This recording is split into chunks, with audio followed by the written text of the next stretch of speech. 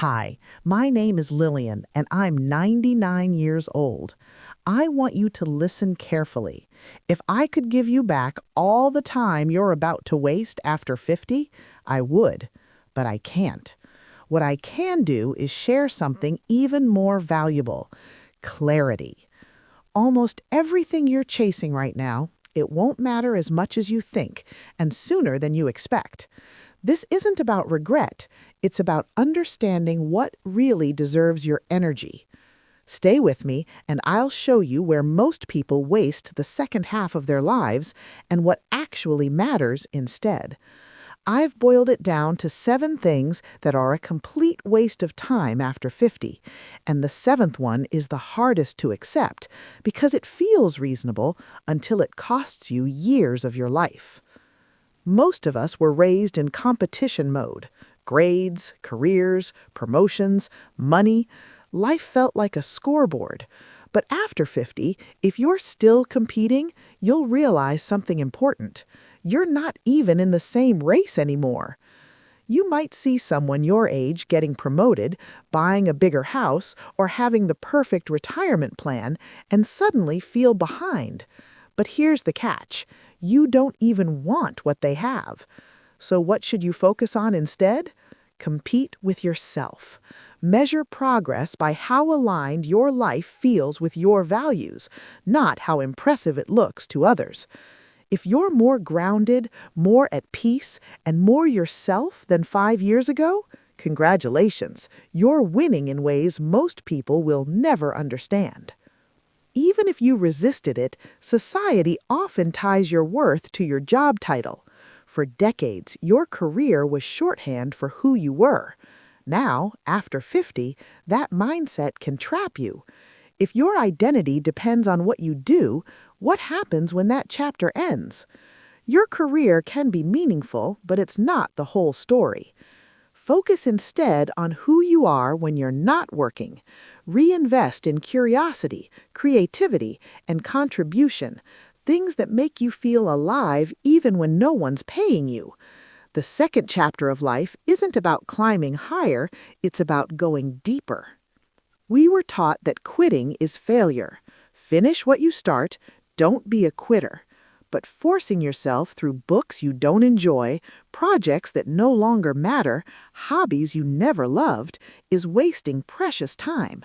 After 50, you start to realize how finite your time really is. Life's too short to suffer through things that don't matter just to avoid being labeled a quitter. Focus instead on what truly engages you. Finish what's worth finishing and give yourself permission to stop the rest. How much of your life is spent out of obligation? Family gatherings, committee meetings, favors for people who never reciprocate. There's a difference between genuine kindness and people-pleasing. One comes from choice, the other comes from fear. Focus instead on relationships and commitments where your presence is valued. Do things because you genuinely want to, not to earn approval. When giving comes from choice, not obligation, you can give fully and feel peace instead of resentment. Arguing endlessly, online or in person, is one of the biggest energy drains there is. By 50, you should know that most people aren't looking for truth, they're looking to win. Focus instead on peace. Channel your energy into learning and growing rather than defending your point in pointless debates.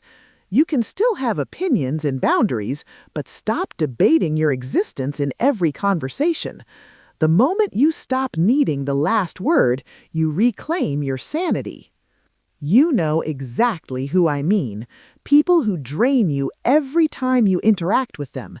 They're not necessarily bad people, they're just expensive. After 50, you realize you can't afford them anymore. Focus instead on relationships that are reciprocal, where you feel seen, valued, and energized. Protect your energy like the precious resource it is.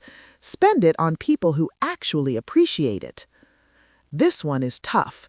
It's the illusion that people will eventually become who we wish they were. They won't. Holding on to that fantasy only keeps you stuck in disappointment and resentment. Having standards is fine. You should expect honesty, respect, effort, and reliability. But stop expecting people to change if they consistently show you who they are. Accept reality without bitterness. Ask yourself, can I live with who this person actually is, or do I need to adjust my expectations or distance myself? Peace begins not in changing them, but in reclaiming your clarity. If any of this resonated with you, please like this video. If you've learned similar lessons in your own life, I'd love to hear your story in the comments. And if you're trying to live a better second chapter, subscribe. I truly appreciate your time. Here's to spending the second half of life with clarity, peace, and purpose.